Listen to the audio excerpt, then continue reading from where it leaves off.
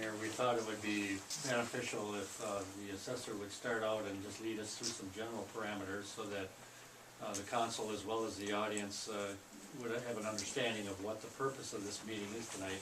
Because sometimes there's cross purposes between the issues of taxes and valuation of property. So with that, I give you our assessor. Yeah, I'll just do a short introduction of what the local board is about.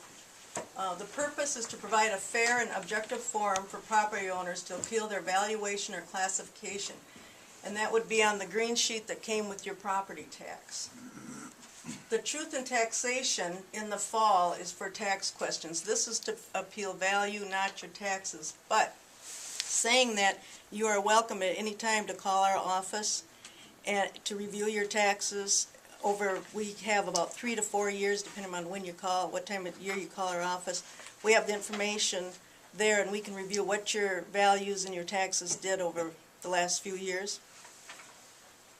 So any time during the year you can do that.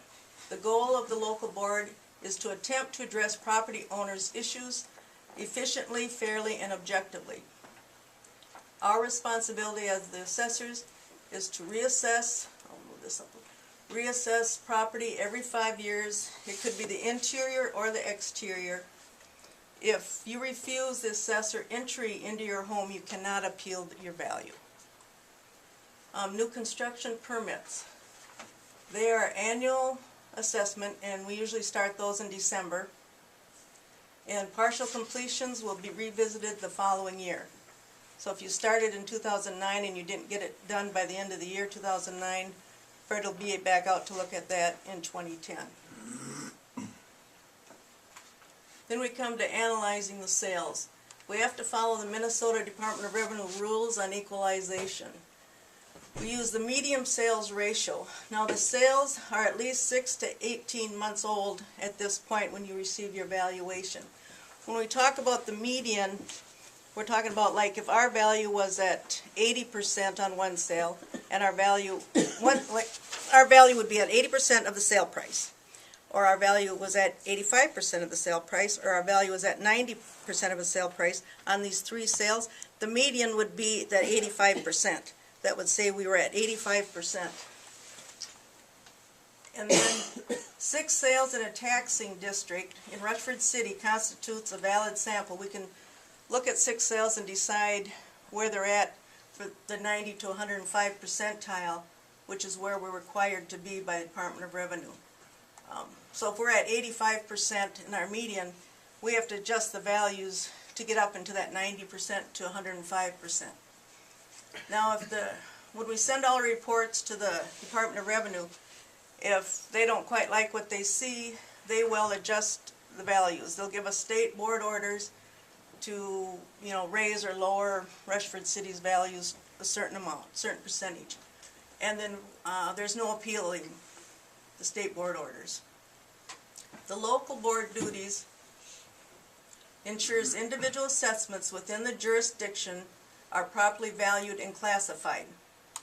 Decisions by the board are based on facts presented by property owner. They can increase or decrease value of individual property. The board can add properties to the assessment list. They also can add improvements to the assessment list. And they can change the classification of a property. They cannot increase or decrease value of an entire property class, like residential. They can't say, well, we want all residential values to go down 5%. They can't do that. They cannot change prior year assessments. This is just for this year's assessment. 2010 assessment, payable taxes 2011.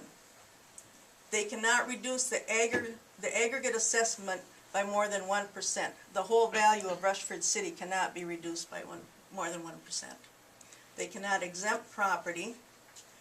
They cannot make change benefiting owner who refuses entry by assessor. We already talked about that. A board member cannot vote on any matters relating to property in which he or she has a conflict of interest. They would have to go to the county board for that. The board would say no change on the board's property, and then they would go to the county board. The property owner's appeal process, It's recommended to contact your assessor's office to review your assessment first, because then you can sit down and look at your property, what we have on it, if we have any mistakes, or, wrong size of land, or something could be wrong. That's always good to check with us. And then, at this point, you can verify information with your assessor about your property. Do you have a recent appraisal? That always helps too, to justify your value. And should the assessor do an interior reassessment? Maybe Fred hasn't been in your home for quite some time, and maybe he needs to review it. And if you and the assessor are unable to agree on your assessment, you can begin to prepare for the appeal process at your local board. And you don't necessarily have to come to our office first, but it helps. You should research your properties that are comparable to yours. What are the differences and similarities of these properties compared to yours, and what are the assessment values? Recent sales of similar properties that you could provide to your board. Sales cannot be foreclosures, relative, or bank sales. The sales must be an arm's length sale where property was marketed and buyer and seller are acting in their own best interest without outside influence to motivate them. That's how we qualify our sales. If it's a bank sale or if it's a relative sale, we don't put them in the sales study. They're not in there. And keep your presentation brief and factual, and photos are helpful of your home if you want to provide them.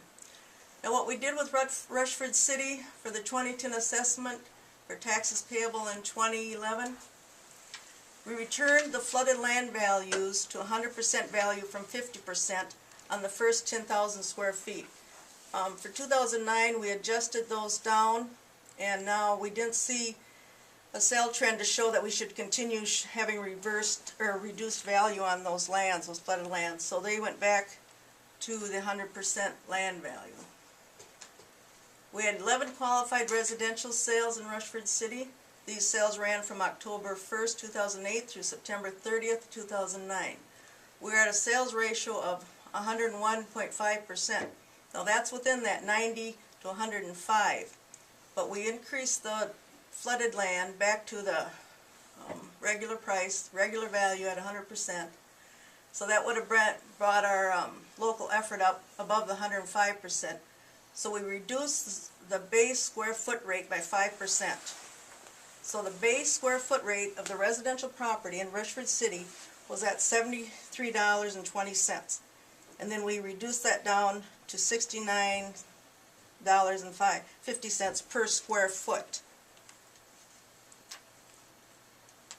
So then for the, we had 4 qualified commercial sales in Rushford City. Now this is not 6 sales, so it's not a valid sample set. It had the same sales period.